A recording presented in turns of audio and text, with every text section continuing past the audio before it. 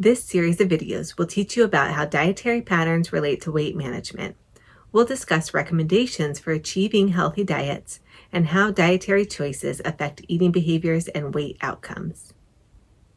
This video will cover the third learning objective, which is to identify attributes of foods, meals, and diets that affect an individual's propensity toward overconsumption. The factors that influence our dietary patterns are plentiful and complex.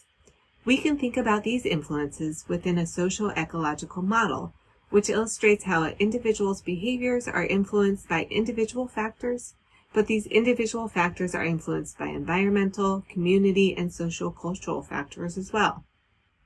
With respect to individual level influences on dietary patterns, we know that dietary patterns differ by factors such as age, gender, race and ethnicity, socioeconomic status, and nutrition knowledge and skills. We also know that our environments are important, and the foods and eating opportunities afforded by our homes, our schools, our workplaces, and our other environments can shape our dietary patterns. Our environments and individual factors are both influenced by broader sectors of influence, such as food policies implemented by our government and our access to public health and healthcare systems. Finally, all of these factors are further influenced by our broader societal and cultural norms and values, which reflect our belief systems, our cultural foods, and our body image ideals. This video will focus on 3 specific influences that are especially prevalent concerns within our current obesogenic food environment. As a reminder, our current food environment is often called obesogenic because it contributes to behaviors associated with obesity, such as excessive energy intakes. These influences are energy density, portion size, and dietary variety. Let's first discuss energy density. Energy density is defined as the number of calories a food provides per gram of food weight. Overall, this represents the calorie density of a given food. The table on the right represents this concept with specific foods. All of the food portions and weights presented in the table provide 200 calories. Foods on the left side of the table are low energy density foods, meaning they provide a lower number of calories per gram. Foods on the right side of the table are high energy density foods, meaning they provide a higher number of calories per gram. So, 588 grams of broccoli is 200 calories, which can be compared to only 51 grams of gummy bears. Similarly, 1,425 grams of celery and carrots provides the same amount of calories as a small portion of soda. Similar comparisons can be made between apples and peanut butter, melon and mixed nuts, and bell peppers and half of a hamburger. One reason why energy density is an important consideration is that energy density affects our risk for overconsumption and our feelings of fullness. In particular, research illustrates that we tend to eat a constant weight of foods every day, not a constant amount of calories. This means that we eat more calories when our meals contain a lot of high energy density foods compared to when our meals contain a lot of low energy density foods. Let's look at some data from a research study that illustrated this phenomenon. In this study, participants were randomized to eat a low energy density, medium energy density, or high energy density diet for a week. We'll look at several figures that are set up in the same way as this figure displayed here. Study duration is on the x-axis, and our dietary outcome, in this case the weight of the amount of food consumed daily, is on the y-axis. This first figure illustrates that participants consumed a strikingly similar weight of food regardless of what diet they were on, as evidenced by the fact that the different lines corresponding to the low energy density, medium energy density, and high energy density diets are right on top of each other.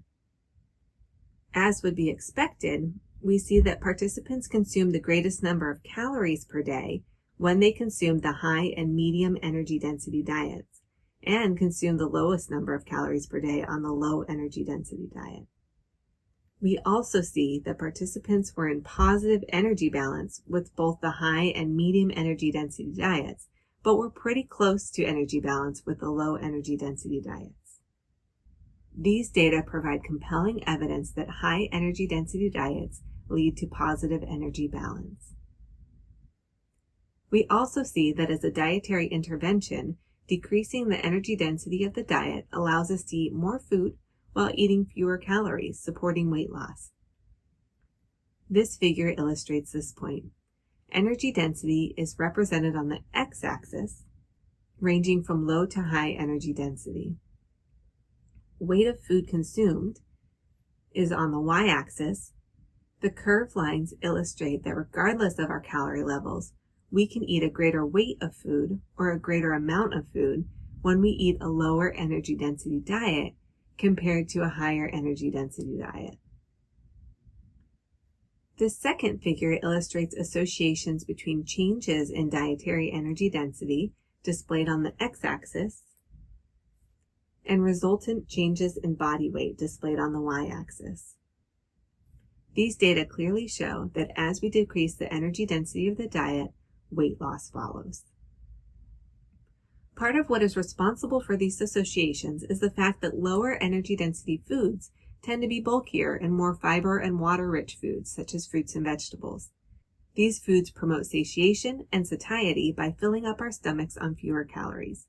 This means that we achieve gastric distension, a key satiation signal to our brain, with fewer calories consumed. Fiber also promotes slower gastric emptying, which promotes satiety or a longer duration between meals. Through an interplay of cognitive, sensory, gastrointestinal, hormonal, and neural influences, we feel full on fewer calories, which supports energy balance. Now let's think about portion sizes. Portion size is defined as the amount or portion of food served. We focus on portion size as an influence on eating behaviors and obesity because we've seen drastic increases in the portions of foods available in restaurants and grocery stores, which influences our perceptions of appropriate amounts of foods to eat. As illustrated by this infographic, the average size of hamburgers, pizza slices, pasta dishes, specialty coffees, muffins, and cookies have all increased over the past few decades, leading to greater calories consumed. Larger portion sizes are problematic because often we tend to eat an entire portion of food, or at least eat more when we are served a larger portion. Let's look at some data from an experimental study that demonstrates this phenomenon.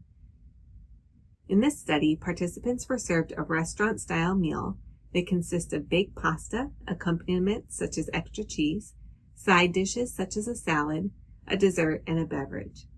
However, during one meal, they received a standard portion of pasta, and in another meal, they received a portion that was 150% larger. This figure illustrates the calories consumed from each meal component during the standard versus larger pasta portion size meal. We see that participants consumed significantly more calories from the pasta dish and accompaniments when served the larger portion compared to when served the smaller portion. Now let's talk about dietary variety. Our current food environment is abundant in food courts, buffets, and a stunning array of options for something as simple as potato chips.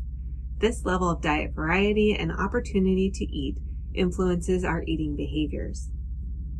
Have you ever noticed how as you eat a certain food, you start to lose interest in that food as you become full and eventually reach a point where you are done eating that food?